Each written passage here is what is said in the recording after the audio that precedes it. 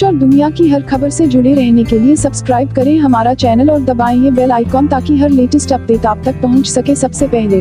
Kanpur UP, इस शहर से एक अजीब मामला सामने आया है।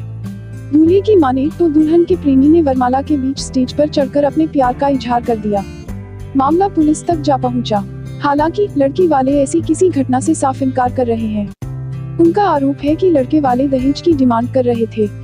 जैसा कि दूल्हे का आरोप है, दुल्हन का प्रेमी शादी में पहुंचा, फिर जयमाला के बीच स्टेज पर चढ़कर माइक से अनाउंस किया, हेलो एवरीबॉडी, आपसे कुछ कहना चाहता हूं। इसके बाद उसने दुल्हन से कहा, आई लव यू। लड़की का नाम, I want to marry you. यह सुनते ही दूल्हे ने वरमाला डालने से मना कर दिया। लड़के वाले सीधे थाने जा पहुंचे। बारात लखनऊ के कपूरथला से नौबस्ता थाना क्षेत्र आई थी। दूल्हा मनोज SBI में क्लर्क है। 19 अप्रैल को मनोज बारात लेकर नौबस्ता पहुंचा था।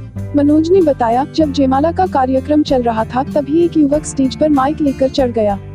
जब वो माइक लेकर आया तब उन्होंने सोचा कि वो एंकर होगा जो प्रोग्राम को प्ले करेगा, लेकिन युवक माइक से अपने प्यार का इजहार करने लगा। यह सुनते ही लड़की ने अपने भाई को इशारा किया। जब लड़की का भाई उसे भगाने लगा तो वो चिल्लाने लगा कि उसके पास लड़की के वीडियो, चैट और मैसेजेस हैं। दूल्हे के मुताबिक जब उसने शादी से इनकार किया तो लड़की वालों ने पुलिस को बुलाकर दहेज का इल्जाम लगा दिया। उधर लड़की के परिजनों का कहना है कि उन्होंने शादी पर 5 लाख रुपए खर्च किए हैं। लड़के वाले कार की डिमांड कर रहे थे, जिससे विवाद की स्थिति पैदा हुई। लड़की वालों ने प्रेमी के हंगामा करने जैसे आरोप को गलत बताया।